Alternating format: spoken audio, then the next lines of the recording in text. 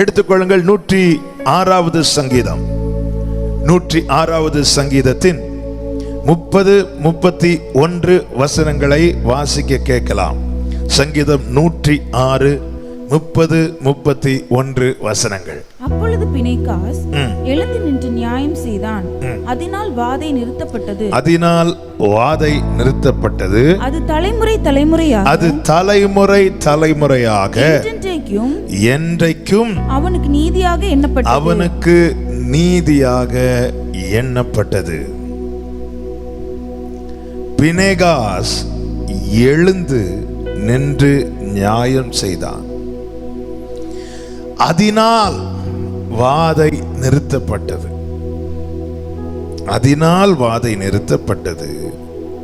அது பினெகாஸ் செய்த இந்த செயல் தலைமுறையாக அவனுக்கு நீதியாக எண்ணப்பட்டது. வாதைகள் நிறுத்தப்படவும் தலைமுறைகள் நிலைநிறுத்தப்படவும்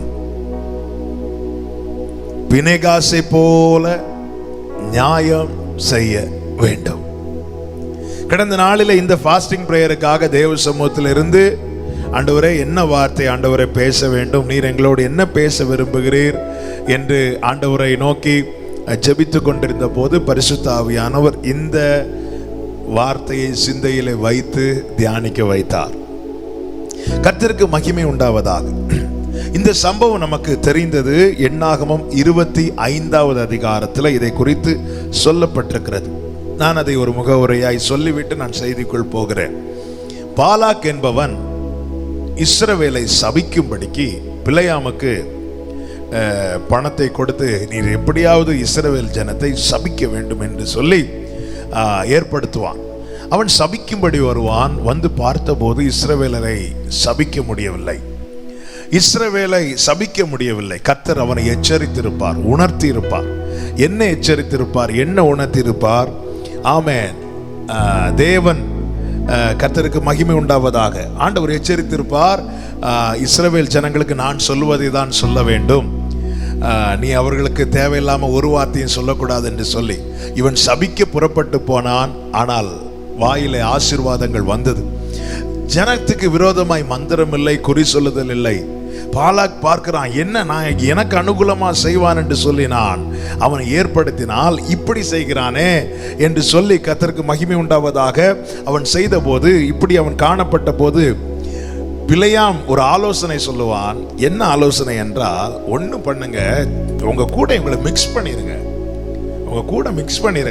அவங்க தனித்து வாசம் பண்றாங்க, உங்க கூட இவங்களை கலந்து விட்டுருங்க, உங்க கூட இவங்களை மிங்கிளாக வச்சிருங்க, ஆட்டோமேட்டிக்கா அவங்க வாதிக்கப்படுவாங்க. இதுதான் அவங்களுடைய சீக்ரெட். அவன் தனித்து வாசம் பண்ற ஜனம். சபையே, உன்னுடைய அடையாளத்தை நீ அறிந்து கொள், நீ மாற்றிக்கொள்ளாதே. பல விதங்களில் பிலேயாமை போல தந்திரக்காரன் ஆமென் சுற்றி வந்து கொண்டிருக்கிறான். எப்படியாவது உலகத்தோடு இவங்களை மிங்கிளாக்கிறணும், உலகத்தோடு இவங்களை ஆமென் மிங்கிள் பண்ண வச்சுட்டா இவங்களை ஈஸியா அட்டாக் பண்ணிடலாம். இதுதான் சாத்தானுடைய மிகப்பெரிய தந்திரம். இது அவன் திட்டம் போட்டது போல நடந்தது. 25வது அதிகாரம் 1 முதல் வாசித்தீர்களே ஆனால் தெரியும்.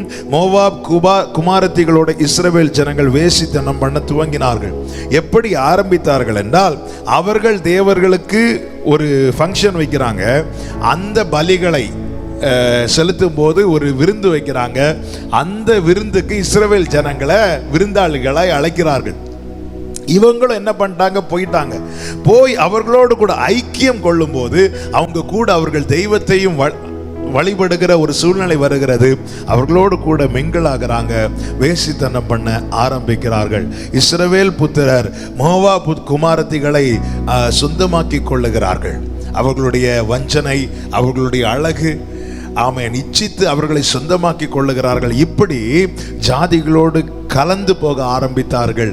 தேசத்திலே தேவனுடைய கோபம் உண்டானது. ஜனங்கள் வாதிக்கப்பட்டார்கள். இதுதான் நடந்த சம்பவம். இனி நான் உங்களுக்குள்ளே செய்தியை நான் கொண்டு வர விரும்புகிறேன். நல்ல கவனமா கேளுங்க. இப்பொழுது மோசே உட்பட சபையார் என்ன செய்கிறார்கள் என்றால், இப்படி ஒரு நிலை ஜனத்துக்கு வந்ததே, என் நாட்களில் வந்ததே, என் தேசத்துக்கு வந்ததே என்று சொல்லி அவர்கள் என்ன செய்தார்களாம்? 6வது வசனத்தை வாசியுங்கள். 25:6 6வது வசனத்தை வாசியுங்கள்.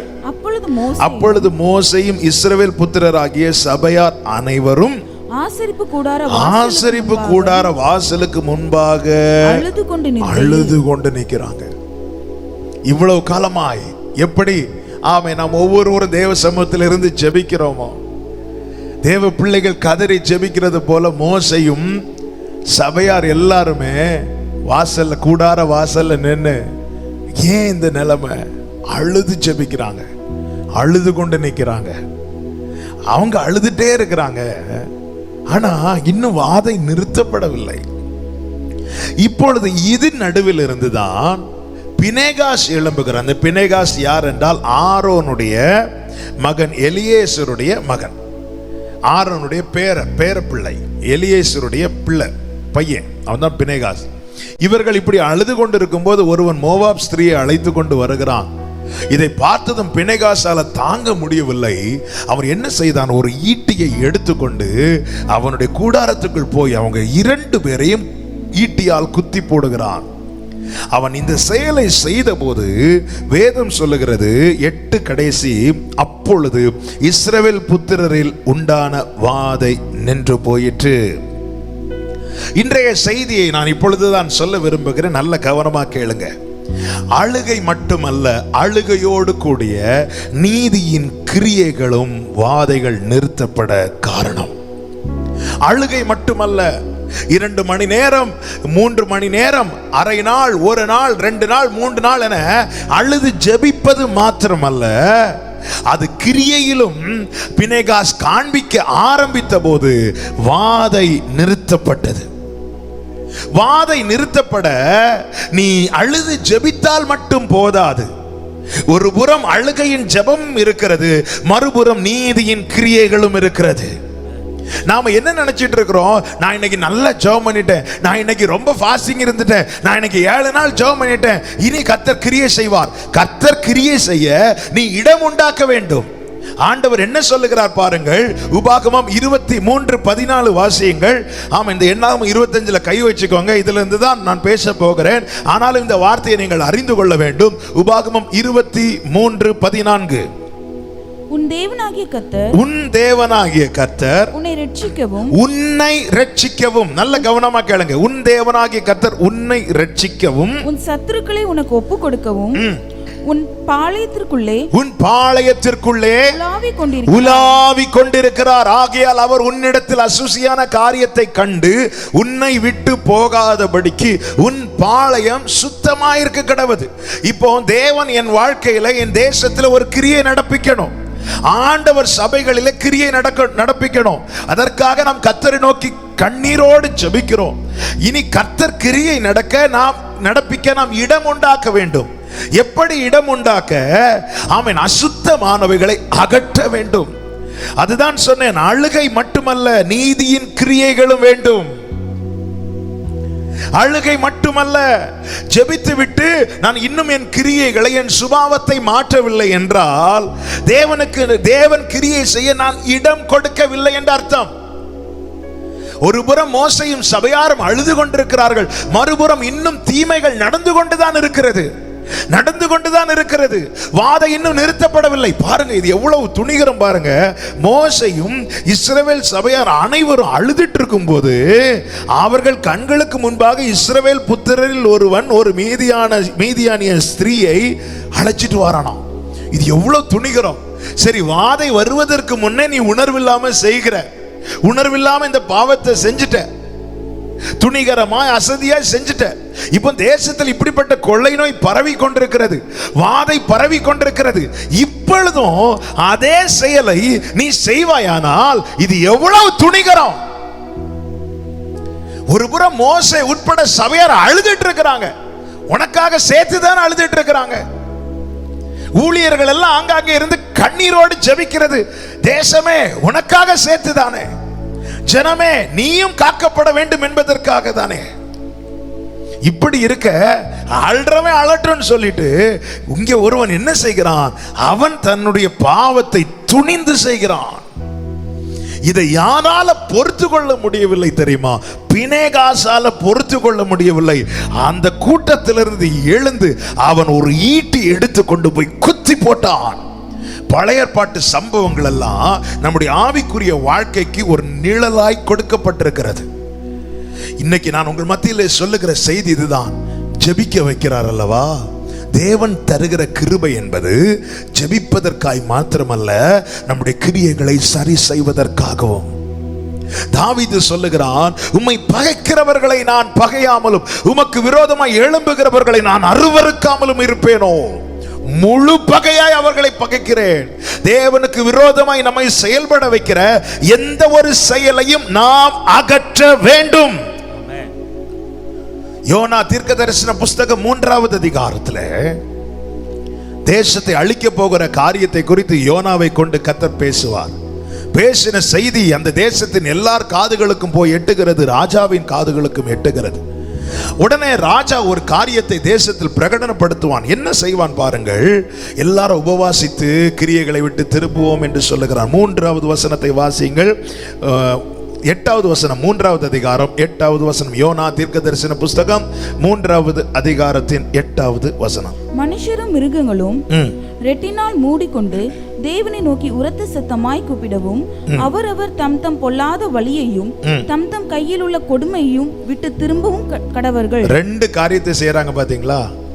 தேவனை நோக்கி உரத்த சத்தமா கூப்பிடணும். 2வது, அவன் பொல்லாத கிரியைகளை விட்டு திரும்பணும். முதல் காரியத்தை இன்னைக்கு அநேகர் செய்யறாங்க. 2வது காரியத்தை தொட மாட்டேங்கிறாங்க. அந்த காரியத்துக்கு தங்களை விட்டு கொடுக்க மாட்டேங்கிறோம். இது நம்மிடத்தில் வெளிப்படுகிற பெரிய மிஸ்டேக். அதாவது நம்ம கொஞ்சம் அழுது ஜெபித்தது அதுல நம்ம திருப்தி ஆயிரும். என்ன அப்படின்னா எல்லாம் சாதித்தது போல.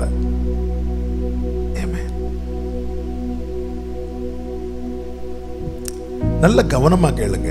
தீமை அகற்றப்படவில்லை என்றால் வாதை நிறுத்தப்படாது. இன்னும் நீட்டப்பட்ட கரமாகவே இருக்கும்.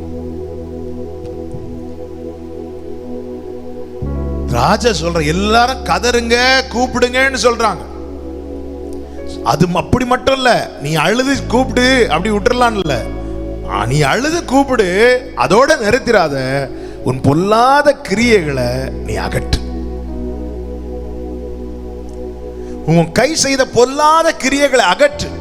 ஜனங்கள் இதை செய்தார்கள். 10வது வசனத்தை வாசிங்க. அவர்கள் தங்கள் பொல்லாத வழியை விட்டு, அவர்கள் சத்தமிட்டு கூப்பிட்டதை கேட்டென்றல்ல, அவர்கள் தங்கள் பொல்லாத வழியை விட்டு திரும்பினார்கள் என்று தேவன் அவர்களுடைய கிரியைகளை பார்த்து அவங்க சத்தத்தை பார்த்து, அப்பா இந்த சர்ச்சை விட அந்த சர்ச்சை பயங்கரமா சவுண்ட் போடுறாங்க, இவங்களை விட அவங்க பயங்கரமா கத்துறாங்க, இவங்களை விட அவங்க பயங்கரம், இப்படி பார்த்தல்ல, அவர்களுடைய கிரியைகளை பார்த்து தாம் அவர்களுக்கு செய்வேன் என்று சொல்லி இருந்த தீங்கை குறித்து மனஸ்தாபப்பட்டாராம். கடல், யோனா ஒரு கப்பல்ல இருந்தான் அல்லவா? கடல் கொந்தளித்து கப்பல் மூழ்கிற தருவை வந்தபோது முதல்ல என்ன செய்தார்கள் தெரியுமா? பாரத்தை குறைக்க அங்கே இருந்த மற்ற பொருட்களை எல்லாம் தூக்கி போடுறாங்க. எதற்காக? கப்பல் மூழ்கிடக்கூடாது. நிறைய காரியங்களை நம்ம விட்டதே, வேண்டான்னு ஒதுக்குனதே மூழ்கிடக்கூடாது என்பதற்காக. சிலர் பார்த்துருக்கீங்களா? நல்லா சாப்பிடுவாங்க, ஆனால் சரீரத்தில் ஏதாவது ஒரு பலவீனம் வரும்போது ஒவ்வொன்றா அவாய்ட் பண்ணுவாங்க. சுகர் ஜாஸ்தி ஆயிட்டாலே டீல சுகர் ஆட் பண்ண மாட்டாங்க, அவாய்ட் பண்ணுவாங்க, மூழ்கிடக்கூடாது என்பதற்காக. இங்கேயே யோனா பயணித்த கப்பல் இதுதான் செய்யறாங்க. கப்பல் மூழ்கிடக்கூடாது என்பதற்காக எல்லாத்தையும் தூக்கி போடுறாங்க.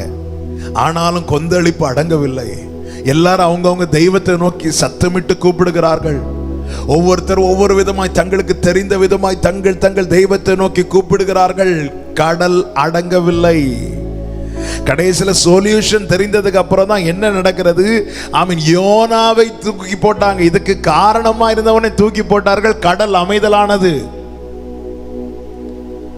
கர்த்தருக்கு மகிமை உண்டாவதாக. அழுகையோடு கூடிய நீதியின் கிரியைகளும் சபைக்கு வேண்டும். சபை செய்ய வேண்டும். அவங்க அப்படி இருக்கிறாங்க, இவங்க அப்படி இருக்கிறாங்க என்று நாம் சுட்டி காட்டுகிற நேரத்தில் நாம் எப்படி இருக்கிறோம் என்று பார்த்து ஏன் நாம் நம்முடைய கிரியைகளை சரி செய்யக்கூடாது?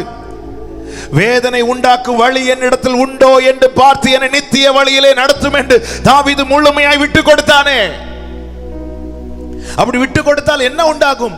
வேதனை உண்டாக்குற பாதையை அவர் அடைப்பார். அதிலிருந்து உங்களுக்கு கோடி கோடிய பணம் வருவதா இருந்தாலும் அந்த பாதையை கர்த்தர் அடைப்பார்.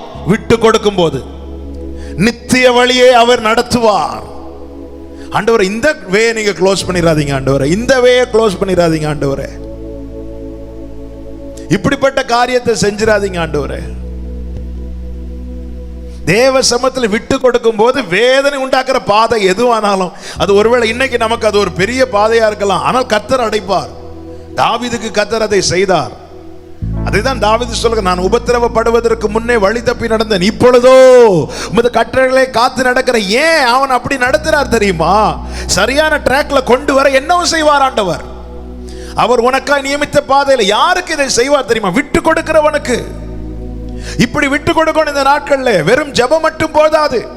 இன்னைக்கு அநேகர் நம்ம இவ்வளவு ஜெபம் பண்ணிட்டோம், இந்த ஜெபத்துல இப்படி பண்ணிட்டோம் அப்படி பண்ணிட்டோம், ஆனா கிரியை இன்னும் கசப்பை வச்சிட்டு இருக்கிறோம், இன்னும் வைராக்கியத்தை வச்சிட்டு இருக்கிறோம், பகையை வச்சிட்டு இருக்கிறோம்.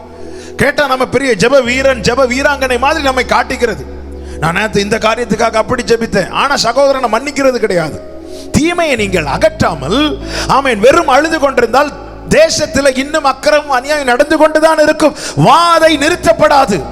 மோசே அழுத பிறகு வாதை நிறுத்தப்படவில்லை, சபையார் அழுத பிறகு வாதை நிறுத்தப்படவில்லை. ஆனால் ஒரு பினேகாஸ் நீதி செய்த போது glory.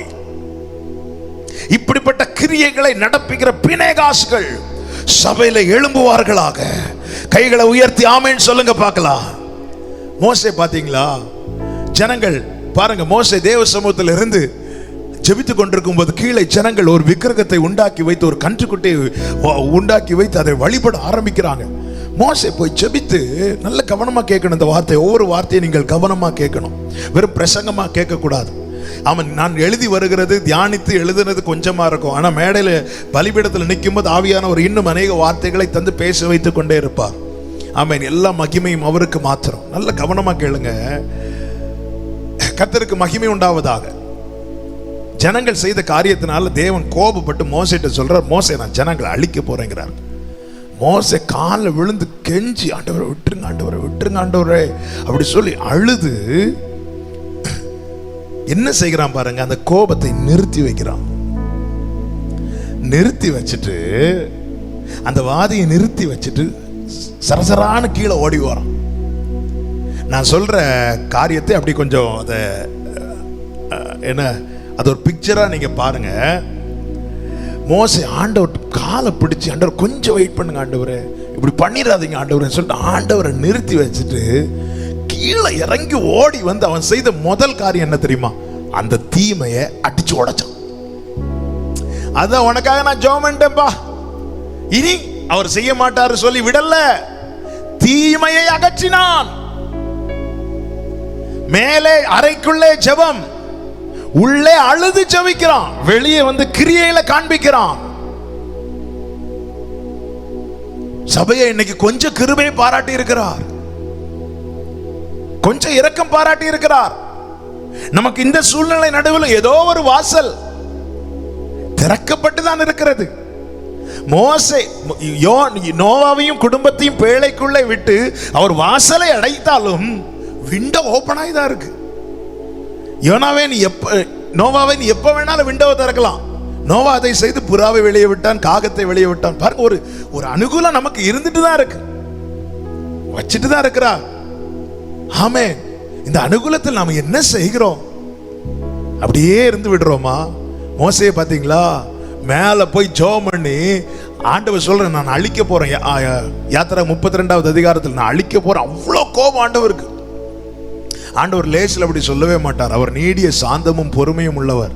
அதையும் மிஞ்சி தேவ கோபம் வெளிப்படுகிறது என்றால் அந்த அளவுக்கு அது அக்கிரம செயல். உடனே மோசே செய்யற, ஆண்டவரே இப்படியெல்லாம் செஞ்சீங்கன்னா இப்படி ஆயிருமே ஆண்டவரை சொல்லிட்டு அழுது காலை பிடிச்சு அழுதுட்டு, ஆண்டவரை கொஞ்சம் பொறுத்துக்கோங்க ஆண்டவரே.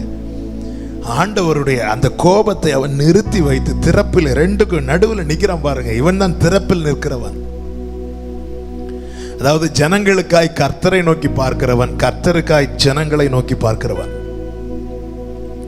நேரா இறங்கி வந்தான். இப்போ கர்த்தருக்காக, இப்போ ஜனங்களுக்காக தேவ சமூகத்தில் எப்படி நிக்கிறான்? காலில் விழுந்துட்டான். இப்ப கர்த்தருக்காக ஜனங்கள் மத்தியில் இறங்கி வரான். எப்படி வந்தான்? வைராக்கியமா வரான். வந்து அதை அடித்து உடைக்கிறான். உடைச்சிட்டு ஒரு சான்ஸ், ஒரு கிருபை கொடுக்கப்படுகிறது. அதுதான் என்ன கிருபை? கர்த்தருடைய பட்சத்தில் நிற்கிறவன் இங்கே வான். அப்போ அது எல்லாரும் வந்திருக்கணுமா வேண்டாமா? அப்போ லேவி கோத்திரத்தார் மட்டும் வராங்க, மீதி எல்லாம் அப்படி உணர்வு இல்லாம நிக்கிறாங்க. மோசே ஆர்டர் போடுறாங்க, அவ்வளவு பேரை வெட்டி போடு. வைராக்கியம், கர்த்தருக்காய் காண்பிக்கிற இந்த வைராக்கியம், இது மோசே கிட்ட இருந்து தான் பினேகாசுக்குள்ள போச்சு. ஆமென். இப்பொழுது மோசே என்ன செய்கிறான்? இப்பொழுது இதே போல ஒரு சூழ்நிலை தேசத்தில் நடக்கும் போது மோசேயும் ஜனங்களும் எல்லாரும் அழுதுட்டு இருக்கிறாங்க. அது நடுவில் ஒருவன் துணிகரமா போறான். இன்னைக்கு நான் இந்த வார்த்தையை சொல்லும் போது ஆவியானவர் பாரப்படுத்துகிறார். ஆங்காங்கே தேவ பிள்ளைகள் ஜனங்கள் ஜெபித்துக் கொண்டிருக்கும் போது என கேட்கிற அன்பு சகோதர சகோதரி, நீ என்ன செய்து கொண்டிருக்கிறாய்? துணிகரமா இன்னும் பாவத்தை செய்து கொண்டிருக்கிறாயா?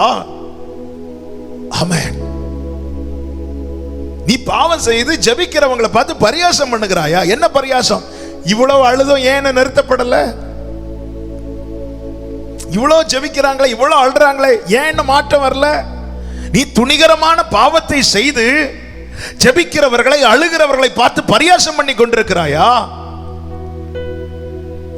துணிகரமான பாவம் சபை நடுவில் இருந்து, ஆமென், துணிகரமான காரியத்தை செய்கிறவன் சபை நடுவில் இருந்து அகற்றப்படுகிறான். இது பழைய ஏற்பாடுல மாத்திரமல்ல, 12 பேர் பாருங்க. எவ்வளவு யூதாச நினைச்சு நான் பரிதாபப்பட்டது அதிகம், பயந்ததும் அதிகம். ஏன்னா 3 வருஷம் கூட இருந்து, நல்ல கவனிங்க, கூட இருந்துட்டு இப்போ அவன் பாருங்க, அப்பத்தை எடுக்கிறான், கால்கள் கழுவப்படுகிறது, ரசம் அவனுக்கு கொடுக்கப்படுகிறது, எல்லாம் நடந்தாலும் ஆண்டவர் சொல்லிட்டார், நீ கிளம்புட்டார், நீ கிளம்பு, யூதாசே போ, நீ செய்ய வேண்டியதை செய் அப்படின்ட்டார், நீ கிளம்புட்டார். அப்படின்னு அர்த்தம், இதுல நீ இருக்கக்கூடாது. அவன் போனதுக்கு அப்புறம் கர்த்தர் பேச ஆரம்பிக்கிறார். 13வது அதிகாரத்தில் யூதாஸ் எழும்பி போகிறான். யோவான் 13. 14வது அதிகாரத்தில் ஆவியானவரை இன்ட்ரோடியூஸ் பண்றார், தேற்றரவாளனை இன்ட்ரோடியூஸ் பண்றார். 14வது அதிகாரத்தில் பிதாவின் வீட்டை குறித்து பிராமிஸ் பண்றார். எவ்வளவு பலப்படுத்துகிற வார்த்தைகள் அதுக்கப்புறம் தான் சொல்லியிருப்பார். யூதாசை விட்டுட்டு தான் சொல்லியிருப்பார். ஏன்? அவன் பர்பஸா துணிகரமாய் அந்நியரோட ஐக்கியம் கொண்டான். கிறிஸ்துவுக்கு விரோதமான செயலில் ஈடுபடும்படி தன்னை விற்று போட்டான். 30 வெள்ளி காசுக்கு. கர்த்தருக்கு மகிமை உண்டாவதாக.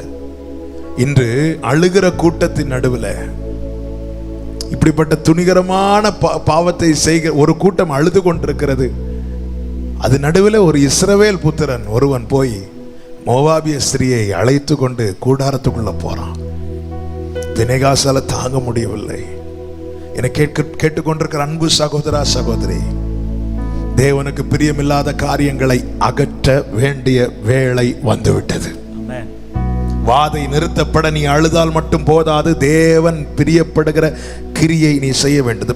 பினேகாஸ் செய்த 3 காரியங்கள் நான் உங்கள் மத்தியிலே சொல்லி, ஆமே, நான் இதை ஒரு ஆவிக்குரிய கண்ணோட்டத்தோடு நான் சொல்லி நான் ஜெபிக்க விரும்புகிறேன். ஆமென். இதே போல் பினேகாஸ் நியாயம் செய்த போது வாதை நிறுத்தப்பட்டது. தலைமுறையாக அது அவனுக்கு நீதியாக எண்ணப்பட்டது. ஆமென். தலைமுறைகளுக்கு அந்த நீதி நிற்க பாருங்க. அடுத்த தலைமுறைக்கு நிற்க பாருங்க. அந்த நீதி தலைமுறைக்கு சேர்த்து வைக்கிற சொத்து இதுதாங்க. கையை வைத்து ஆமென் சொல்லுங்க. இப்ப பாருங்க, இந்த பினேகாஸ் செய்த முதல் காரியம் என்ன தெரியுமா? 25:7 வாசிங்க. அதை ஆசாரியன் ஆகிய ஆரோனின் குமாரனான எலியாசரின் மகன் பினேகாஸ் கண்டபோது, அந்த 6:7 வாசிங்க. அப்பொழுது மோசேயும் 7வது வசனம், அவன் சபை நடுவிலிருந்து எழுந்து என்று சொல்லப்பட்டிருக்கிறது. அப்ப இவ்வளவு நேரம் அவன் எங்க இருக்கிறான்? சபை நடுவில் இருக்கிறான். பினேகாசுடைய முதல் செயல் என்ன தெரியுமா? இந்த சபை என்ன செய்து கொண்டிருக்கிறது? 6வது வசனம், கூடார வாசலுக்கு முன்பாக அழுது கொண்டு நிற்கிறார்கள். இந்த பினேகாஸ் என்ன செய்கிறான் பாருங்கள், அழுகிற சபை கூட்டத்தின் நடுவில் இருக்கிறான். பினேகாசா இருக்க விரும்புகிற ஒவ்வொருவருக்கும் நான் இந்த வார்த்தை இயேசு நாமத்தில் சொல்லுகிறேன். ஒரு கூட்டத்தார் என்ன செய்கிறார்கள்? 3வது வசனத்தை வாசிங்க. இப்படி இஸ்ரவேலர் பாகால் பேயோரை பற்றி கொண்டார்கள். ஒரு கூட்டத்தார், எல்லாம் இஸ்ரவேலர்கள் தான், மீட்கப்பட்டவர்கள் தான். ஆனா ஒரு கூட்டத்தார் என்ன செய்கிறார்கள் தெரியும்? மாம்ச இச்சையை நிறைவேற்றுவதற்காக பாகால் பேயோரை பற்றி கொண்டிருக்கிறார்கள். நான் எளிதில் மனதில் நிற்கும்படி சொல்கிறேன், அழுகிற கூட்டமாய் ஒரு கூட்டம் இருக்கிறது. அழுகிற, கர்த்தரை நோக்கி அழுது மண்டாடுகிற இன்னொரு கூட்டம் இருக்கிறது. இந்த பினேகாஸ் அழுகிற கூட்டத்தின் நடுவில் இருக்கவில்லை, அவன் அழுகிற கூட்டத்தின் நடுவில் இருக்கிறான். பாகால் பேயோரை பற்றி கொண்டு அழுகிற கூட்டத்தின் நடுவில் அல்ல. வாதை நிறுத்தப்பட ஒரு கூட்டம், ஒரு சின்ன கூட்டம் அழுகுதே, அந்த கூட்டத்தின் நடுவில் இந்த பினேகாஸ் இருக்கிறான். நாம் எது நடுவில் இருக்கிறோம்? அழுகிற சபை நடுவில், தேசத்தின் நிலைமையை பார்த்து கண்ணீர் வடிக்கிற சபை நடுவில் நிற்கிற பினேகாஸ். இவன் வாலிபன் அல்லவா? இவனுக்கு சொல்லலாமே, அவங்க தான் ஜெபிப்பாங்கப்பா. வாலிப சகோதரா, சகோதரி, இது உனக்கான சவால். நீ எந்த கூட்டத்தின் நடுவில் இருக்கிற? நீ எங்க இருக்க விரும்புகிறாய்? நீ எதுல இருக்க விரும்புகிறாய்? இன்னைக்கு அநேகருக்கு ஜெபம் என்பது கடினமா இருக்கிறது, ஜெபிக்கிறது என்பது பாரமா இருக்கிறது. உன் நிமித்தம் வாதை கூட்டப்படுகிறதா? உன் நிமித்தம் வாதை நிறுத்தப்படுகிறதா? இந்த பினேகாஸை அவன் எங்க இருக்கிறான் பாருங்க. ஆமே, நான் கர்த்தருக்காக அதை செய்வேன், இதை நீ எதை செய், முதல்ல நீ எங்க இருக்கிற என்பது நீ அடுத்து என்ன செய்ய போகிறாய் என்பதை காண்பிக்கும். அழுகிற கூட்டத்தின் நடுவில் இருக்கிற பினேகாஸ். இந்த நாட்களிலே வாலிப சகோதர சகோதரிகளுக்கு நான் இயேசுவின் நாமத்தில் இந்த வார்த்தையை சொல்லுகிறேன். காரணம், இவன் ஒரு வாலிபனானபடியினாலே. வாலிபர்கள் மாத்திரமல்ல, ஒவ்வொருவருக்கும் சொல்லுகிறேன், அழுகிற கூட்டத்தின் நடுவில் நீ காணப்படாதபடி எச்சரிக்கையாயிரு. அழுகிற கூட்டத்தின் நடுவில், கர்த்தரை நோக்கி மன்றாடுகிற சபை நடுவில் காணப்பட ஜாக்கிரதையாயிரு. அவங்க அப்படி பண்றாங்க, இவங்க இப்படி பண்றாங்க. எத்தனை வாலிப பிள்ளைங்க, ஆமே, சில ஃப்ரெண்ட்ஷிப் நிமித்தமாக சபையை விட்டு தூரம் போய் சபைக்குள்ள வருவது என்பது கடினமா இருக்கும். வழியில பார்க்கும் போதெல்லாம் நல்லா சிரிச்சு பேசிடுவாங்க, அண்ணே அண்ணேன்னு விழுந்துருவாங்க. ஆனா சபைக்குள்ள வருவது என்பது அவங்களுக்கு ரொம்ப கடினமா இருக்கிறது. பாகால் பேயோரை பற்றி கொண்டது நிமித்தம் கர்த்தருடைய கோபம் உண்டானது. ஆனால் இந்த பினேகாஸ் அப்படிப்பட்டவன் அல்ல. அவன் அழுகிற சபையின் நடுவில் இருக்கிறவன். சபையின் நடுவில் இருந்து கர்த்தரை நோக்கி அழுது கொண்டிருக்கிற மூப்பர்கள் நடுவில் இருந்து அவனோ ஏசப்பான்னு சொல்லி கண்ணீர் வடிக்கிறவன். மோசே கூட இருந்து அழுகிறவன், மூப்பர்கள் நடுவில் இருந்து அழுகிறவன். பினேகாஸ் சபை நடுவில் இருக்கிறவன். இந்த நாட்களில் இப்படிப்பட்ட அனுபவம் தேவை. ஜெபிக்கிறவர்களோடு இணைந்து ஜெபிக்கிற அனுபவம், ஆவில ஒருமனப்பட்டு தேசத்துக்காய் காத்திருக்கிற அனுபவம்.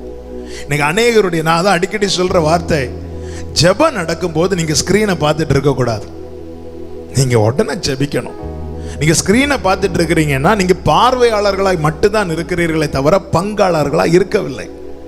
இணைந்து ஜெபிப்பதற்காக தான் இந்த காரியத்தை எல்லாம் செய்ய ஆவியானவர் நமக்கு கிருபை செய்திருக்கிறார். வசனம் பிரசங்க இருந்து கேட்கலாம், பார்த்து கவனிக்கலாம். ஆனால் ஜெபிக்கும் போது நீங்க ஸ்கிரீனை பார்க்காம கண்ணை மூடி முழங்கார் படிக்கிட்டு, சிலர் பாருங்க ஜெபத்தில் கலந்து கொள்றது, ஆராதனையில் கலந்து கொள்றது மாதிரியும் இருக்கணும், வீட்டு வேலையும் நடக்கணும், இப்படி இருப்பாங்க. சிலர் வேலை நிமித்தம் அது செய்யறவங்க உண்டு, வேற வழி இல்லாம அவங்களே நான் சொல்லவில்லை, மற்ற சும்மா ஏதோ ஓடுறது மாதிரி இதுவும் ஓடட்டும். அப்படிப்பட்டவர்கள் பார்வையாளர்களாய் மட்டும்தான் இருக்க முடியுமே தவிர ஒரு நாளும் பங்காளர்களாய் இருக்க முடியாது.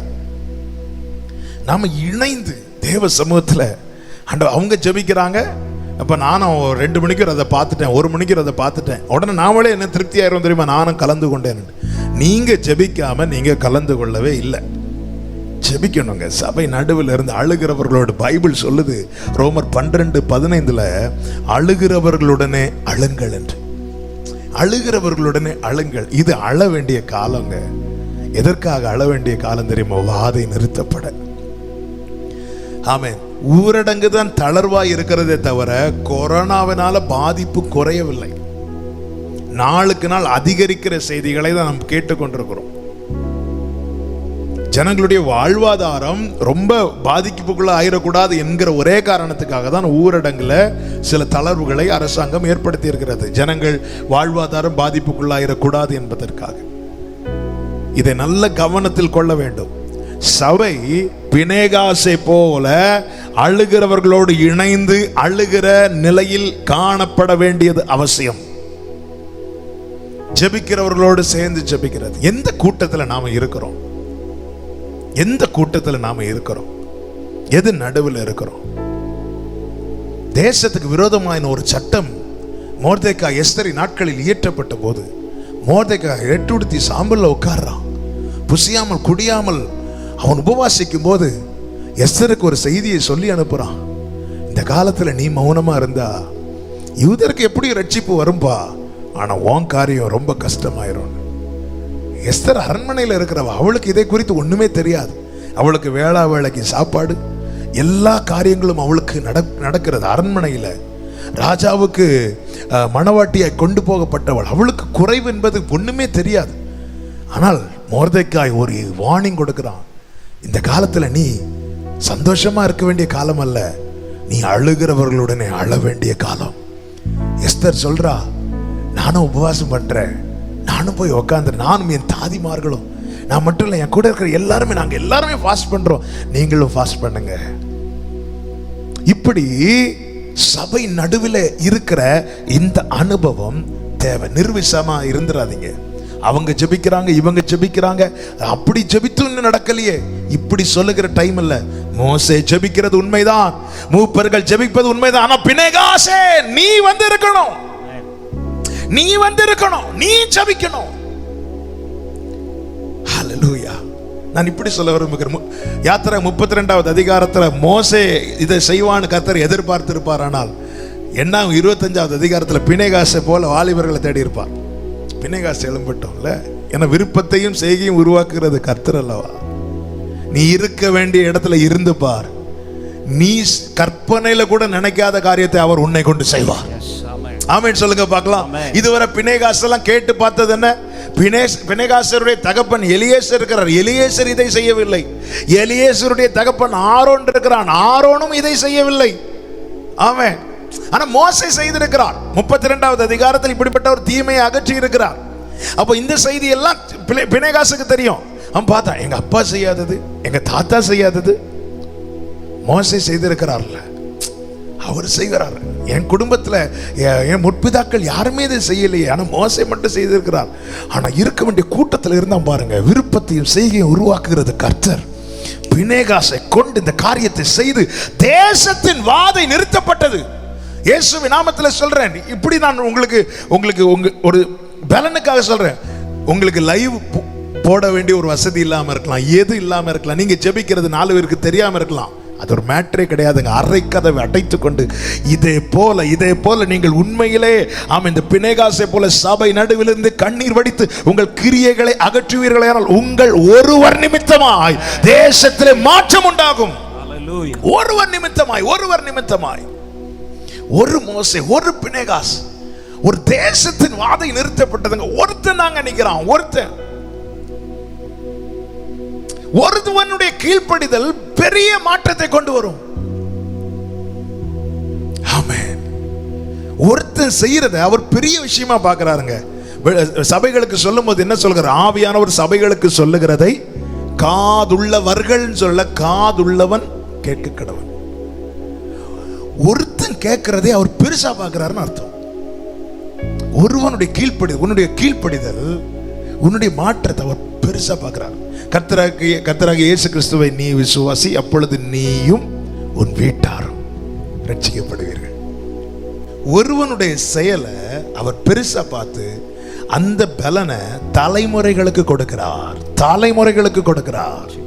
இவன் பெரிய ஒவ்வொரு நாள் இந்த செயலை செய்த ஒரே ஒரு நாள் ஒரே ஒரு கிரியை செய்தான். அது அவனுடைய தலைமுறைக்கும் அவனுக்கு நீதியாக எண்ணப்பட்டது. அது அப்படி ஸ்திரப்படுத்திட்டார். நீதியினால் ஸ்திரப்படுவாய், கொடுமைக்கு தூரமாவாய், பயம் இல்லாதிருப்பாய். கைகளை உயர்த்தி ஆமென் சொல்லுங்க பார்க்கலாம். அழணும். சபை கூடி ஆமென் ஜெபிக்கிற கூட்டத்தின் நடுவில் நீங்க இருக்கணும். அழுகிற கூட்டத்தின் நடுவில் அல்ல, அழுகிற கூட்டத்தின் நடுவில். பினேகாஸ் இருந்தான். அதெல்லாம் வயசானவங்க இருக்கக்கூடியது, அதெல்லாம் ரிட்டையர்டானவங்க பண்ணக்கூடிய ஜெபம். இப்படி நீ விலகி போவாயானால் நீ அழிகிற கூட்டத்தில் உன்னை இணைத்துக் கொள்ளுகிறாய். நீ ரட்சிக்கப்பட்டவன் தான், சர்ச்சில் மெம்பர் தான், எல்லாம் ரைட்டு தான். ஆனால் பரிசுத்த ஆவியானவர் இந்த வார்த்தையை உள்ளத்தில் வைத்து திட்டவும் தெளிவுமாய் இடைப்பட்டு பேசினபடியினால் உங்கள் மத்தியிலே நான் இதை தைரியமாய் பேசி கொண்டிருக்கிறேன். நாம் எந்த கூட்டத்தின் நடுவில் இருக்கிறோம் சிந்தித்து பாருங்கள். அழிகிற கூட்டத்தின் நடுவிலா, அழுகிற கூட்டத்தின் நடுவிலா? பினேகாஸ் அதை செய்தான், நாமும் அதை செய்ய கடமைப்பட்டிருக்கிறோம். எஸ்ராவின் நாட்களிலே ஆலயத்துக்கான அஸ்திபாரம் எல்லாம் போடப்பட்டு பிரதிஷ்டை பண்ணப்படுகிறது.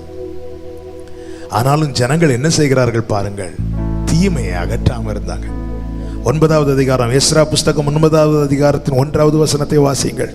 இவைகள் செய்து முடித்த பின்பு பிரபுக்கள் என்னிடத்தில் சேர்ந்து இஸ்ரவேல் ஜனங்களும் ஆசாரியரும் லேவியரும் ஆகிய இவர்கள் கானானியர், ஏத்தியர், பெர்ஷியர், எபூசியர், அம்மோனியர், மோவாபியர், எகிப்தியர், அம்மோனியர் எனும் இந்த தேசங்களின் ஜனங்களுக்கும் அவர்களுடைய அருவருப்புகளுக்கும் விலகி இருக்கவில்லை. எல்லாம் செய்யறாங்க, ஆலயத்துக்கு அடுத்த காரியங்கள் எல்லாம் செய்யறாங்க, ஆனா அருவருப்புகளுக்கு விலகி இருக்கவில்லை. வீட்டில் போய் மீண்டும் திரும்பி போய் அக்கிரமத்தை தான் நடப்பிக்கிறார்கள். இதை கேட்டதும் எஸ்ரா உடைஞ்சிட்டான். உடைந்து என்ன செய்கிறான் பாருங்க, அவன் போய் அழ ஆரம்பிக்கிறான். அந்த 3வது வசனத்தை வாசியுங்கள். இந்த வர்த்தமானத்தை நான் கேட்டபோது என் வஸ்திரத்தையும் என் சால்வையும் நான் கிழித்து என் தலையிலும் என் தாடியிலும் உள்ள மயிரை பிடுங்கி திகைத்தவனாய், அதாவது வேதனையில முடிய பிடிச்சு இழுக்கிறான். இப்படிப்பட்ட செயலை ஒருவன் பார்த்தால் அவனை என்ன சொல்வார்கள் தெரியுமா? பைத்தியக்காரன். தாடியை பிடிச்சு இழுக்கிறான், முடிய பிச்சுக்கிட்டு வர்றது போல சொல்லுவாங்களே, பிச்சுக்கிட்டு வர்றது போல இருக்கு. இதை தாங்க முடியல. இவ்வளவு ஃபேவர் அவர் பண்ணி இருக்கிறாரு. உன்னை ஆலயத்துக்கு அடுத்த காரியத்தில் செயல்படும்படி உன்னை கொண்டு வந்து வைத்திருக்க, நீ இன்னும் உன் அருவருப்புகளை அகற்றாமல் இருக்கிறது, இது அவனால தாங்க முடியல. அவன் அழுறான் பாருங்க. அவன் ஒவ்வொன்னா சொல்லி விண்ணப்பம் பண்ணி அழுதுட்டு 15 கடைசியில் சொல்றான், இதோ நாங்கள் உமக்கு முன்பாக குற்றத்துக்குள்ளானவர்கள், இது நிமித்தம் நாங்கள் உமக்கு முன்பாக நிற்கத்தக்கவர்கள் அல்ல என்று சொல்லி ஜெபிக்கும் போது 10:1 வாசிங்க. எஸ்ரா இப்படி விண்ணப்பம் பண்ணி அறிக்கையிட்டு அழுது தேவனுடைய ஆலயத்துக்கு முன்பதாக விழுந்து கிடக்கையில்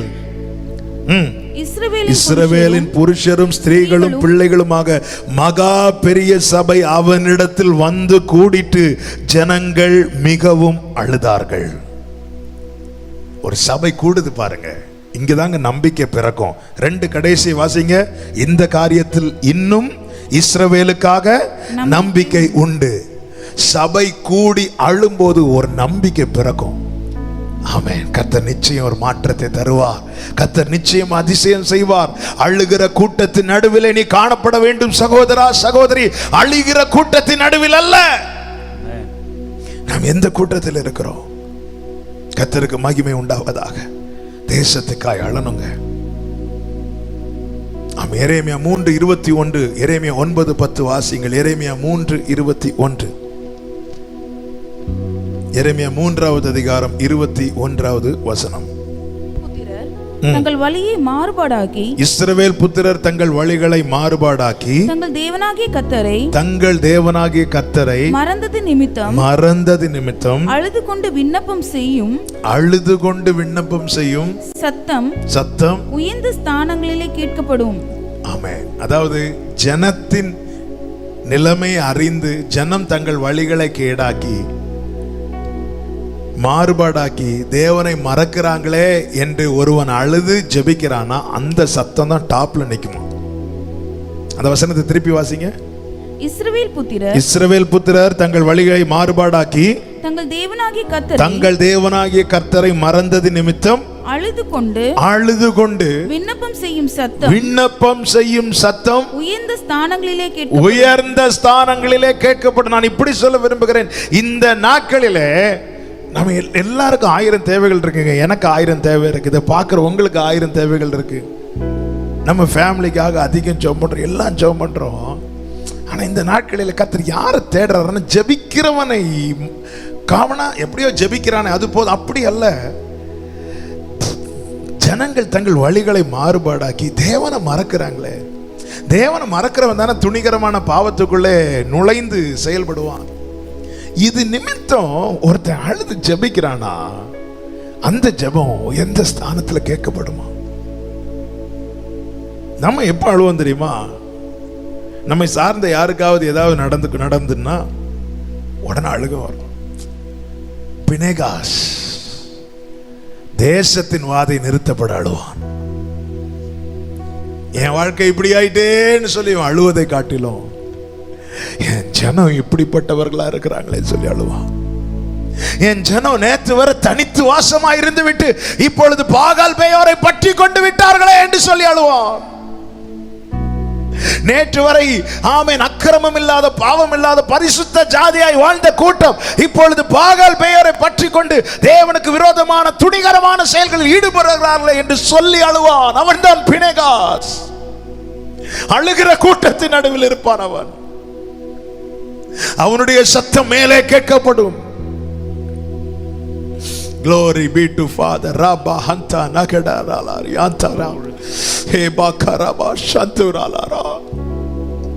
ஆண்டவரே இந்த கிருபை எங்களுக்கு ஊற்றுங்கப்பா, இந்த கிருபை எங்களுக்கு ஊற்றுங்கப்பா. அழுகிற கூட்டத்தின் நடுவில் இதை பார்க்கிற கேட்கிற ஒருவர் இருக்க கூடாதப்பா. அழுகிற கூட்டத்தின் நடுவில் கொண்டு வந்து பினேகாசை போல உட்கார வைப்பீராக ஆண்டவரே. ஆமென். பினேகாஸ் வாலிபன் தான், ஆனால் தன் கால் போன போக்கில் போகிறவன் அல்ல, மனம் போன போக்கில் போகிறவன் அல்ல. மோசையும் சபையாரும் எங்கே இருந்து அழுகிறார்களோ அங்கே அவர்கள் நடுவில் வந்து இருக்கிறவன். கண்ட இடத்துல போய் அவன் உட்கார மாட்டான். ஏன்னா அவன் அறிந்து கொண்டான் தன்னுடைய பிறப்பின் நோக்கத்தை. ஆமென். என கேட்கிற ஒவ்வொருவருக்கும் சொல்லுகிறேன், ஆமென், ஏதோ வாழ்றோம்னு சொல்லி வாழ்ந்துட்டு இருக்காத. நீ செய்கிற ஒரு செயல் உன் தலைமுறைக்கு நீதியா எண்ணப்படும். Oh, glory.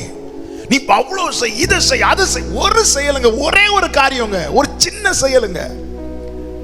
மோசையை கம்பேர் பண்ணும்போது பினேகாஸ் செய்ததுல நத்திங் இல்ல, ஒண்ணுமே கிடையாது. ஆனா ஆண்டவர் அதை பெருசா பார்த்துட்டார்.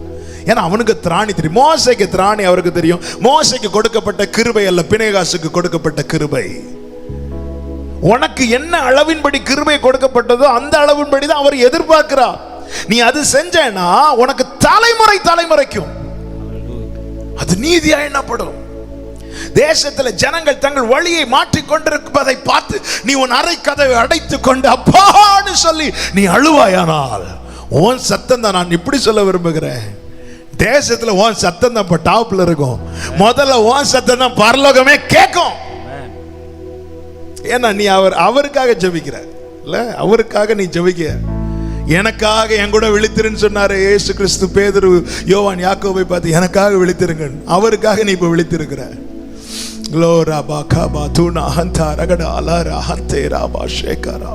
இப்படிப்பட்ட கிருபை வேணும்னு கேட்கிறவங்க இருக்கிற இடத்துல ரெண்டு கைகளை உயர்த்தி ஆண்டவரே ஆண்டவரே ஆண்டவரே, இந்த பினேகாசை போல நானும் இப்படிப்பட்ட கூட்டத்தின் நடுவில் இருப்பேன். நாங்க ஆமென் சொல்லுங்க. ஆமென். அப்படி எரேமியா 9:10 வாசிங்க. எரேமியா 9:10. ஒரு புறம் ஜனங்கள் தங்கள் வழிகளை கேடாக்கி கொண்டது நிமித்தம் அழுகிற நிலைமை, அழுகிற அனுபவம். 2 எரேமியா 9:10. மலைகளுக்காக அழுது துக்கம் கொண்டாடுவேன், அழுது துக்கம் கொண்டாடுவேன். வனாந்திர தாபரங்களுக்காக புலம்புவேன். ஒருவனும் அவைகளை கடந்து போகாத வண்ணமாய் அவைகள் பாழாக்கப்பட்டு கிடக்கின்றன. பாழாக்கப்பட்ட தேசத்தின் நிமித்தம் அழணும். ஜனங்களின் நிமித்தமாக, தேசத்தின் நிமித்தமாக கொடிய பஞ்சம். பாருங்க, சாப்பாடுக்கு கூட வழி இல்லாம கடந்த நாட்கள்ல ஒரு ஸ்டேட்ல இருந்து இன்னொரு ஸ்டேட் போறவங்க போட்டோஸ் எல்லாம் பார்த்தா, அவருடைய 1-2 போட்டோஸ் பார்த்தா அது எந்த அளவுக்கு உண்மை எனக்கு தெரியல. ஆனால் அதை பார்க்க முடியல. என்ன அப்படின்னா அவங்க பாதங்களை போட்டோஸ் எடுத்து போட்டிருக்கிறாங்க. உண்மையிலங்க அதெல்லாம் ஆமென். அவங்க என்னங்க பாவம் பண்ணாங்க? இல்ல வேற வழி இல்லாம தானே அவங்க போறாங்க. இதுக்காக எல்லாம் நம்ம அழணுங்க. நாம வாழ்கிற தேசத்துல ஒரு யோசேப்பு பாருங்க. யோசேப்புக்கு கொடுக்கப்பட்ட ஸ்தானத்து நிமித்தம் அந்த தேசத்துல கொடிய பஞ்சம் உண்டான போதிலும் எகிப்தில் இருக்கிற எல்லாருக்கும் ஆகாரம் கிடைத்து கொண்டுதான் இருந்தது. சபை உனக்கு கொடுக்கப்பட்ட ஸ்தானத்துல நீ நின்னா உன்னை சார்ந்திருக்கிற உன்னை சூழ்ந்திருக்கிற அத்தனை பேரும் போஷிப்பிக்கப்படுவார்கள் என்பதுல சந்தேகமே கிடையாது. தேசம் பாழாக்கப்பட்டது நிமித்தம் அப்பான்னு சொல்லி துக்கித்து புலம்புகிற சத்தம் கேட்கப்படும். இதுக்காக அழணும். இந்த நாட்கள்ல சும்மா நான் சொல்றேன், அன்பான வாலிப சகோதர சகோதரி, இயேசுவின் நாமத்துல அன்பா சொல்றேன், ஆமென். மொபைல்ல நேரத்தை வீணாக்காதீங்க. நீங்க செய்ய வேண்டிய முதல் காரியம், உங்க மொபைல் இருக்கிற அவ்வளோ கேம்ஸ் நீங்க அன்இன்ஸ்டால் பண்ணுங்க. இந்த நாட்களில் கர்த்தர் பார்க்கிறார். நான் சொல்றது உனக்கு நீ எந்த அளவுக்கு கேட்கிறேன்னு தெரியல, அது எந்த அளவுக்கு நீ சீரியஸா எடுத்துக்கிறியோ இல்லையோ எனக்கு தெரியல. ஆனால் ஆவியானவர் ரொம்ப பாரப்படுத்துகிறார். ஆமென். சில காரியங்கள் நான் சொல்ல மாட்டேன், ஆனாலும் கடந்த சில தினங்களுக்கு முன்பதாக ஒரு சொப்பனத்தை காண்பித்து கொடுத்தார். அந்த சொப்பனம் என்னவென்றால், அதாவது இனி வரப்போகிற ஒரு சூழ்நிலையை கர்த்தர் காண்பித்து கொடுத்தார். அந்த சூழ்நிலையில அந்த சொப்பனத்தில் இப்படி ஒரு காரியத்தை சொல்லுகிறேன், இதுக்கு இந்த கொரோனாவே பரவாயில்லையே என்று சொல்லுகிற நிலையில அப்படி ஒரு சூழ்நிலையில் ஜனங்கள் தத்தளிக்கிற ஒரு சொப்பனத்தை கடந்த சில தினங்களுக்கு முன்பதாக நான் கண்டு, ஆமென், அதன் பிறகு ரொம்ப ஆவியில நான் கலங்கினேன். ஆமென். இதன் பிறகு வருகிற காரியம் இன்னும் உணர்வில்லாமலும் ஆமென் திருந்தி கொள்ளாமலும் நாம் காணப்படுவோமே. ஆனால் இனி வருகிற காலங்களை நினைத்தால் அது ரொம்ப பயங்கரமா இருக்கும். இவைகள் சம்பவிக்க வேண்டியதே என்று தான் பைபிள்ல சொல்லப்பட்டிருக்கிறது. அப்ப இந்த நேரத்தில் நம்ம ஒரு பினேகாசா இருக்க வேண்டாமா? இந்த வாதை நிறுத்தப்பட தலைமுறையா இது நீதியா எண்ணப்படுவதற்கு நாம் ஒரு பினேகாசாய் செயல்பட வேண்டாமா? அந்தரங்கத்தை அவர் பார்த்து கொண்டிருக்கிறார். சபையே, என்ன செய்து கொண்டிருக்கிறோம்?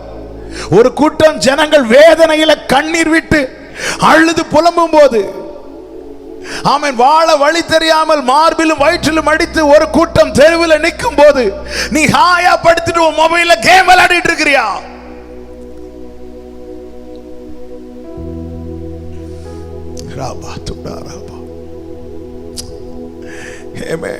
எவ்வளவு நாளுங்க அழுதுட்டு இருக்கணும்?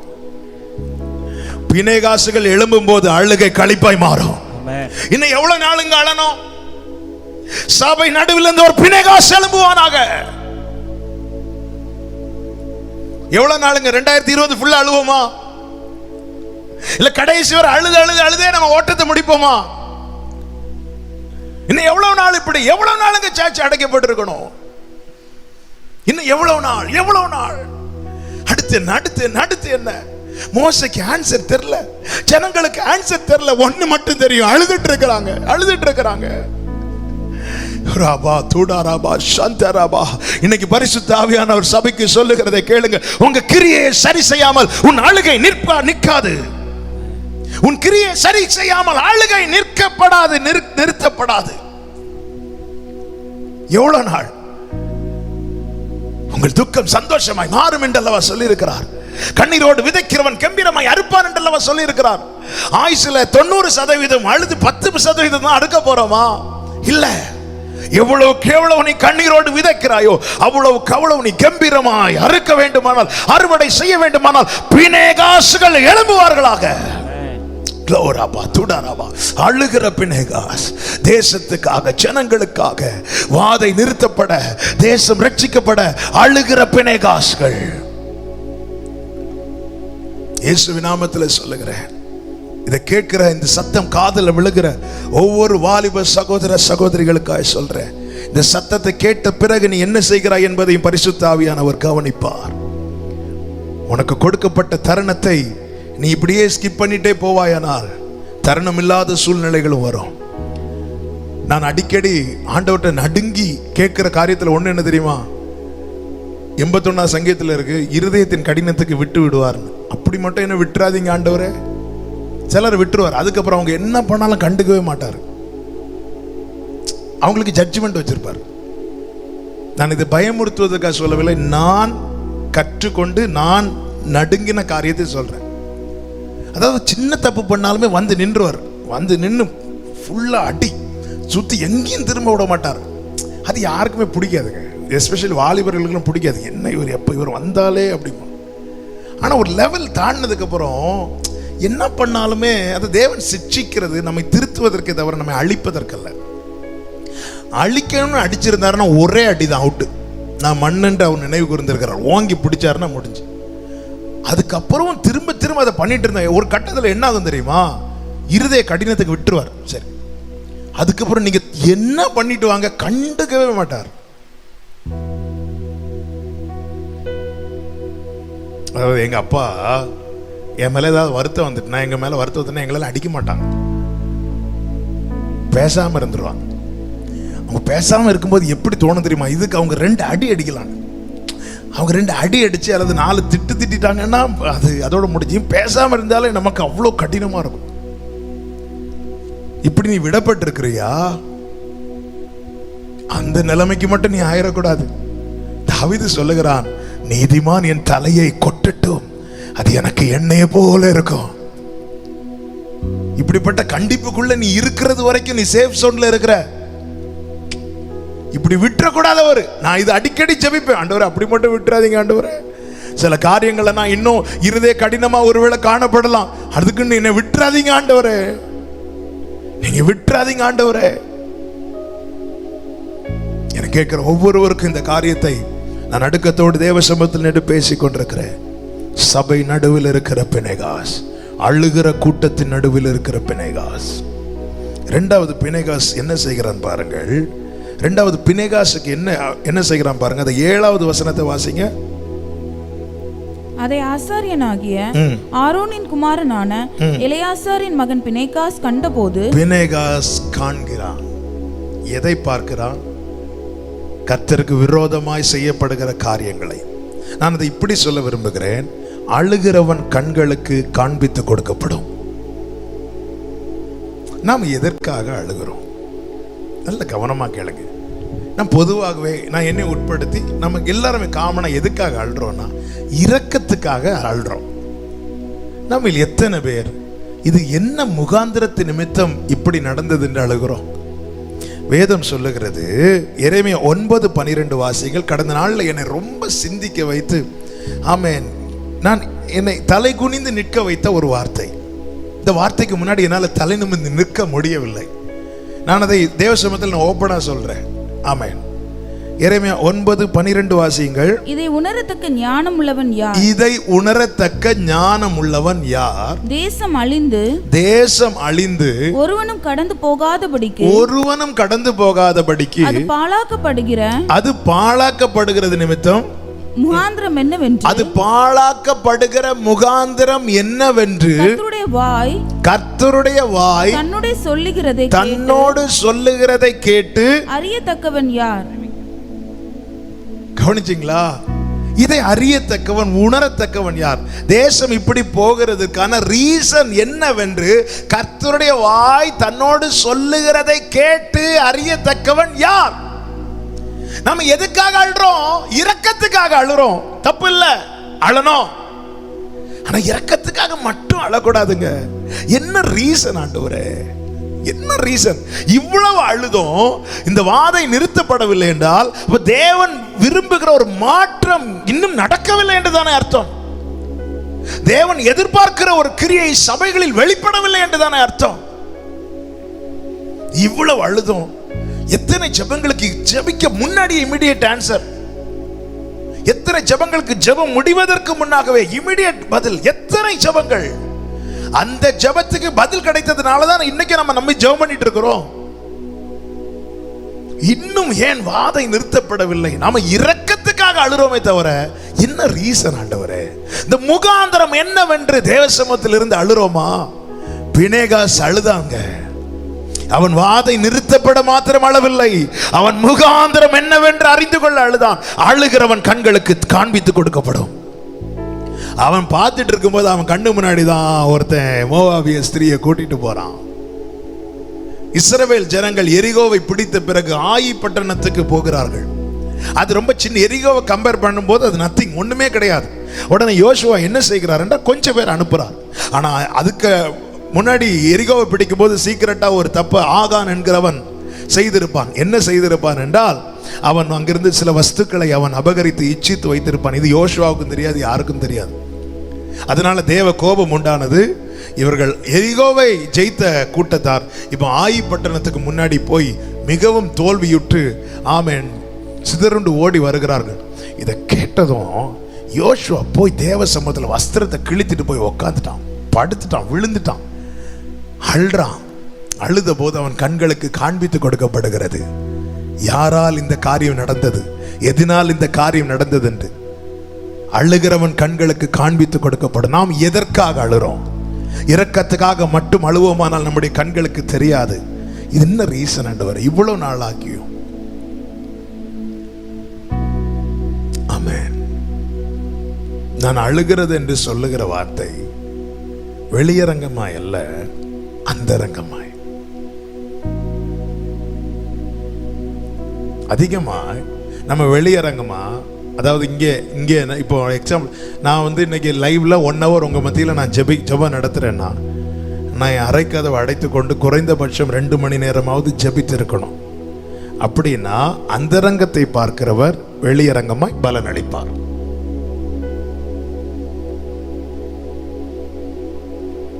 ஆண்டவர் சொல்லுவார்ல, அஞ்ஞானிகளை போல வீண் வார்த்தைகளை அலப்பாதீங்கள். எதனால் அப்படி சொல்றாருன்னா, இவங்கெல்லாம் வெளியரங்கமா தான் காட்டுறாங்க, உள்ள இல்லை.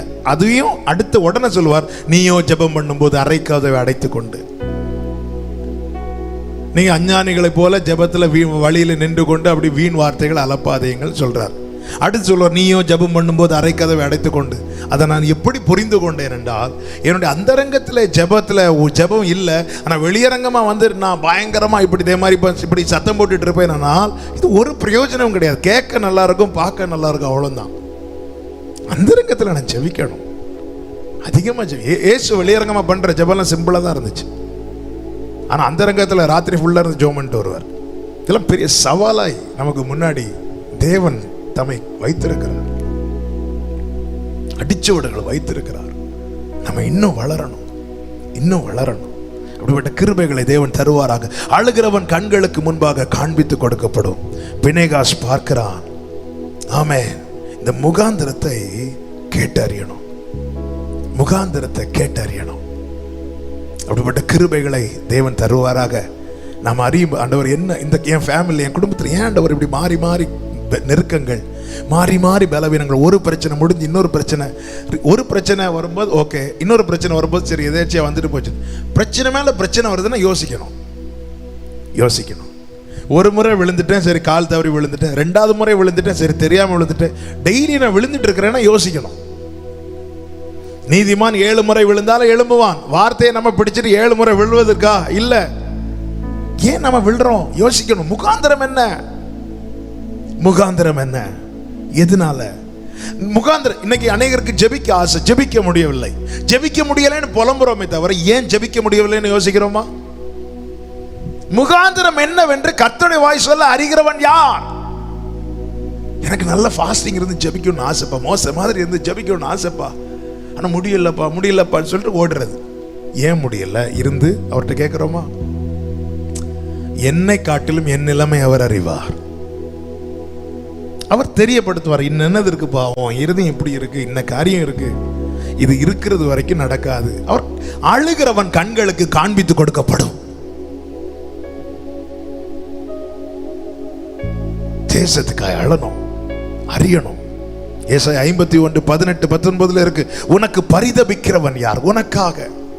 எரேமியா 30:13 இருக்கிறது, உன் காயங்கள் கட்டும்படி உனக்கா ஏற்படுவார் இல்லை.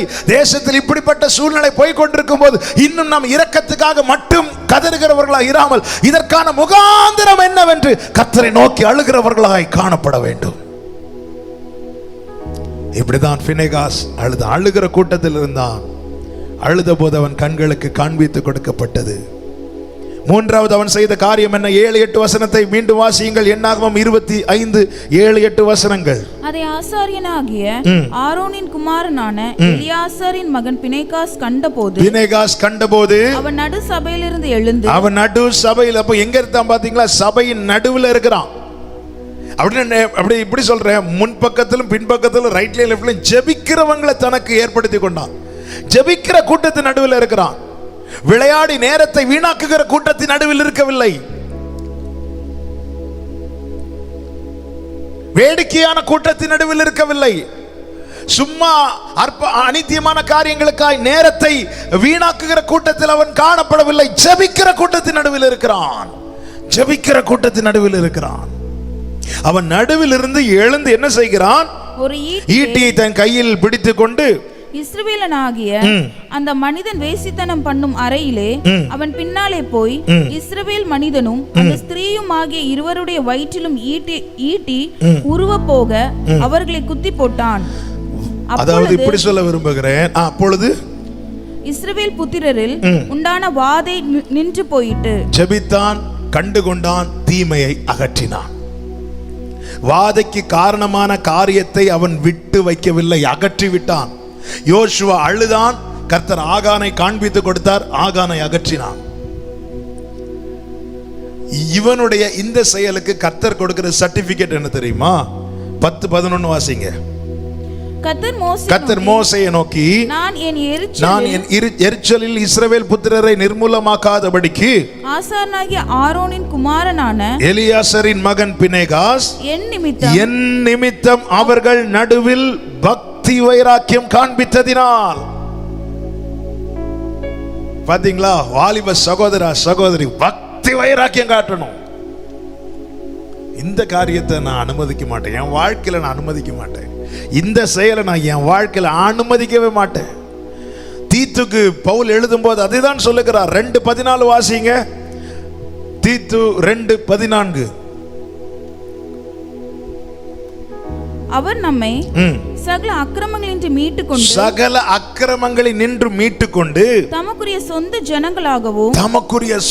ஜனங்களாகவும் நற்கிரியைகளை செய்ய பக்தி வைராக்கியம் உள்ளவர்களாகவும் நம்மை சுத்திகரிக்கும்படிக்கு நமக்காக தம்மை தாமே ஒப்பு கொடுத்தார். நற்கிரியைகளை செய்ய பக்தி வைராக்கியம் அப்படின்னு என்ன அர்த்தம்? நான் மீட்கப்பட்டு விட்டேன், இனி நான் பாவத்தை செய்யவே மாட்டேன், அதுல ரொம்ப இனி நான் நற்கிரியைகளை தான் செய்வேன். ஏனில் வெளிப்படுகிற கிரியை என்பது அவருக்கு மகிமைக்கு ஏதுவாய் மட்டும்தான் இருக்கும். என்னுடைய வாயின் வார்த்தைகள், என்னுடைய பார்வைகள், என்னுடைய சிந்தைகள், இதுல வைராக்கியம் பாராட்டணுமா? கர்த்தருக்காக வைராக்கியம். இதுதாங்க வேற எப்படிங்க ஆண்டவர் பிரியப்படுத்த போறோம்? சம்பாதிச்சு கோடி கொடுத்து தேவனை பிரியப்படுத்தல நினைக்கிறோமா? முடியவே முடியாது. அப்படி அவர் பிரியப்படுகிறவராக இருந்திருப்பார், ஆனால் காயினுடைய காணிக்கையை அவர் அங்கீகரித்திருக்க வேண்டும். அவருக்கு நீதான் தேவை. இப்படி ஆண்டவர் இந்த காரியத்தை இனி நான் என் வாழ்க்கையில அனுமதிக்க மாட்டேன். இந்த சினிமாவை இனி என் வாழ்க்கையில என் கண் பார்க்காது. சினிமாவை என் கண்ணு பார்க்காது. தீமையான காரியத்தை என் வாய் பேசாது. என் அக்கிரம காரியங்களை என் காதுகள் கேட்காது. இப்படி பக்தி வைராக்கியம் காட்டணும். ஆண்டவர் சொன்னார், அப்படிப்பட்டவனுக்கு மட்டும்தான் தீமையை அகற்ற முடியும். அப்படி இல்லைன்னா காம்ப்ரமைஸ் ஆயிரும். அள மட்டும்தான் செய்வோம், வேற ஒண்ணும் பண்ண முடியாது. தீமையை அகற்ற நீ நற்கிரியைகளுக்கு அவருக்காக பக்தி வைராக்கியம் காண்பித்தே ஆக வேண்டும். இனி நான் இதை செய்ய மாட்டேன், இனி நான் இதை பார்க்க மாட்டேன். அப்படி பார்க்கணும்னு அப்படி அந்த டெம்டேஷன் வரும் பாருங்க, உடனே கர்த்தருக்காக அப்படி அதை கர்த்தரை முன்னாடி நிறுத்தணும். ஆண்டவர் உங்களுக்காக நிற்கிறப்பா. எலியா அதை சொல்லுவாங்க, ஆண்டவர் நாம உமக்காக பக்தி வைராக்கியமா. ஆண்டவர் யார் கையில விட்டு கொடுக்கல பாத்தீங்களா? ஏசபேல் தான் அன்னைக்கு ஆட்சி செய்தான். அவன் என்ன வேணாலும் செய்யலாம், ஆனா எலியாவின் நிழலை கூட அவளால தொட முடியல. விட்டு கொடுக்க, நீ கர்த்தருக்காக நின்று அவர் உனக்காக நிற்பார். ஆமென், ஹல்லேலூயா. சங்கீதக்காரன் சொல்லுகிற 119:59, என் வழிகளை சிந்தித்துக் கொண்டு என் கால்களை உம்முடைய சாட்சிகளுக்கு நேராக திருப்பினேன். 128வது வசனத்தில் சொல்லுகிறான், சகல பொய் வழிகளையும் வெறுக்கிறேன். என்னை கேட்டுக்கொண்டிருக்கிற அன்பு சகோதரா சகோதரி, அழுகிறவர்கள் கூட்டத்தில் நடுவில் இருந்தான். அழுது நோக்கி கர்த்தரை நோக்கி ஜெபித்தான். அழுகிறவன் கண்களுக்கு காண்பிக்கப்படும். எதுதான் இது, என்ன ரீசன், எதனால இது நடந்தது என்பதை அவன் கண்கள் காண்கிறது. அறிந்து கொண்டான், அந்த தீமையை அகற்றினான். அது அவனுக்கு மாத்திரமல்ல, அவனுடைய தலைமுறை தலைமுறைக்கும் அது நீதியாக எண்ணப்பட்டது. அது மாத்திரமல்ல, அவன் தலைமுறைகளுக்கு கொடுக்கப்பட்ட அடுத்த ஆசீர்வாதம் என்னாகமம் 25:12-13 வாசியுங்கள். ஆகையால் இதோ அவனுக்கு என் சமாதானத்தின் உடன்படிக்கையை கட்டளையிடுகிறேன். அவர் கட்டளையிட நிற்கும். என்ன உடன்படிக்கை? சமாதானத்தின் உடன்படிக்கை. அடுத்த வசனத்தை வாசியுங்கள். அவன் தன் தேவனுக்காக பக்தி வைராக்கியம் காண்பித்து இஸ்ரவேல் புத்திரருக்காக பாவ நிவர்த்தி செய்தபடியினால் அவனுக்கும் அவனுக்கு பின் அவன் சந்ததிக்கும் நித்திய ஆசாரிய பட்டத்திற்குரிய உடன்படிக்கை உண்டாயிருக்கும் என்று சொல். ஏ பினேகாசை பார்த்து சொல். என்ன ஆசீர்வாதம் பாருங்க, தலைமுறைக்கு சேர்த்து வைக்கிறான் பாருங்க ஆசீர்வாதம். இதுதாங்க ஆசீர்வாதம், சமாதானத்தின் உடன்படிக்கை. நீங்க சமாதானமா இருக்கணும், நாளைக்கு உங்க பிள்ளைங்க சமாதானமா இருக்கணும். ஆமென். நம்முடைய கடைசி காலம் வரைக்கும் தான் நம்ம பிள்ளைங்க கூட இருக்க முடியும். நம்முடைய பிள்ளைகள் கடைசி காலம் வரைக்கும் நமக்கு இருக்க முடியாது. ஆனா இந்த சமாதான உடன்படிக்கை அவர் கட்டளை இட்டுட்டாரா, தலைமுறை தலைமுறை அது தொடரும். பிணைகாசாய் மாறுவோம். சபை நடுவில் இருந்து அழுகிறவனாய் அழுகிறவளாய், தேசத்துக்காய் கண்ணீர் வடிக்கிறவனாய், முகாந்திரத்தை அறிந்து கொள்ளுகிறவனாய், தீமையை அகற்றுகிற பினேகாசாய் நம் ஒவ்வொருவரையும் கர்த்தர் மாற்றுவாராக. பினேகாஸ் நியாயம் செய்தான், வாதை நிறுத்தப்பட்டது, தலைமுறை தலைமுறைக்கும் அது அவனுக்கு நீதியாக எண்ணப்பட்டது.